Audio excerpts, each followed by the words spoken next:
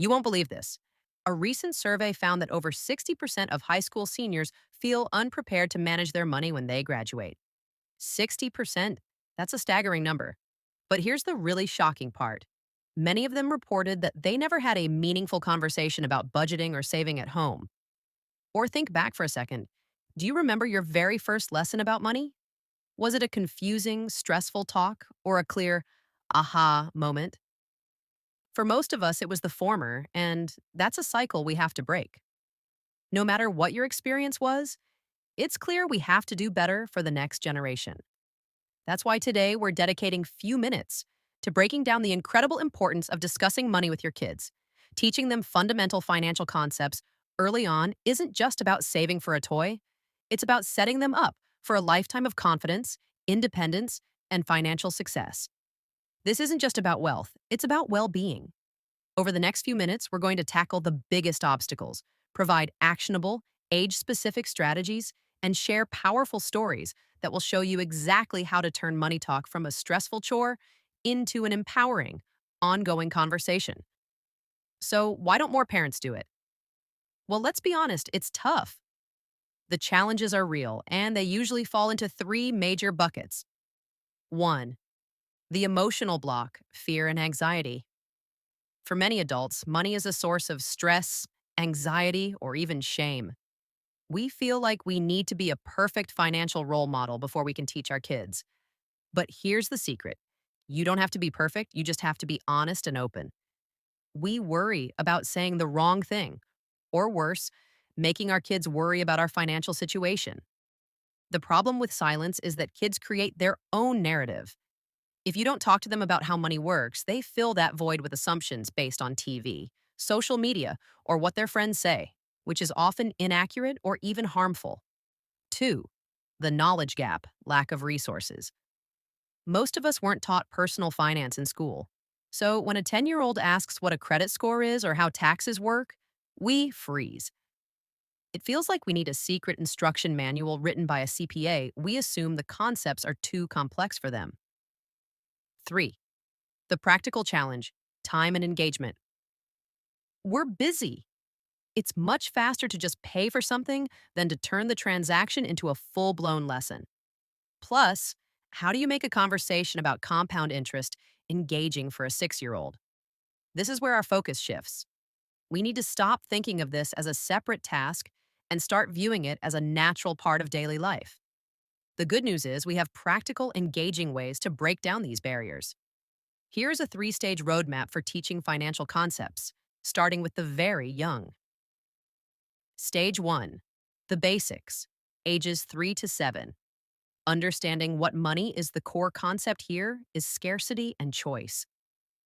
Money isn't infinite, and you have to choose how to spend it. Tip, the 3-jar system. Implement an allowance no matter how small and divide it into 3 clear containers: spend, save, and give.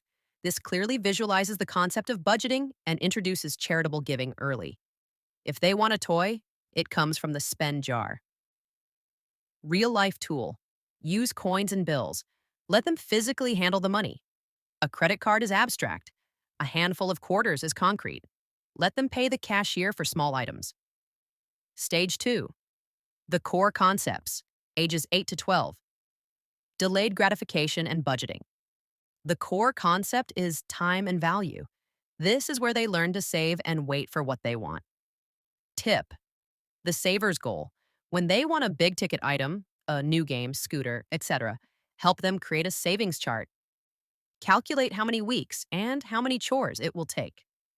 This is a powerful lesson in delayed gratification and goal setting. Real life tool. Introduce the comparison shop at the grocery store. Give them a budget and ask them to buy 3 specific snacks. If they have money left over, they keep it.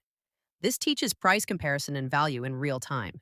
Stage 3, the advanced principles, ages 13 plus, investing, debt, and earning. The core concept is the future and opportunity cost.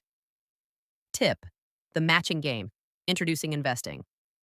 Once they have saved a significant amount, offer a parent match on their save jar, maybe 5% or 10%. Call it an investment return. This simulates the growth of an investment account and introduces the idea of money making money. Real life tool. Discuss college loans, car payments, or mortgages as you pay them. You don't have to share exact numbers, but say, we pay this much for the car every month. That means we have less money for X. This demystifies debt and introduces opportunity cost. The money spent here can't be spent there. This brings us to a really powerful story that illustrates the impact of this gradual teaching. I know a mom who followed this approach with her son, Ethan. By the time Ethan was 14, he had been saving diligently from his allowance and summer jobs for years. He had about $800 set aside. He desperately wanted a new gaming computer that cost about $1,500. Most parents would just say, that's too expensive, or even buy it for him.